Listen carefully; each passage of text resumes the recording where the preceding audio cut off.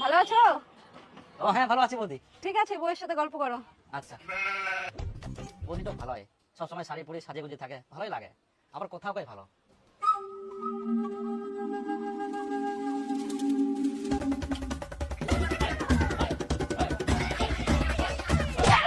আজকে বাড়িতে তো অনেকদিন পর অনেকদিন তাকাও। তুই আমার সামনে অন্য মহিলার দিকে তাকাস, হ্যাঁ? এরকম করে ব্যাপার না, তুমি যেটা ভাবছো আমি শুধু বললাম তো। হ্যাঁ, তোর বাবার কথা আমি অনেক শুনছি। তুই বাইরে যাই এমন করিস। তোর চালগুলো দেখো, হ্যাঁ? তোর সাথে আমি আর থাকবো না। আমি এখনই বাবাকে ফোন করবো। আমার ফোনটা ওঠে। আমার ফোনটা ওঠে। আমি দেখতে পাচ্ছি। ও ইলা ঘটনা হ্যাঁ, এটাই হচ্ছে মেন কারণ। তোমার বেটি কত আমরা কোনোদিন অন্য কোনো কারণে বকা দিয়ে নাকি?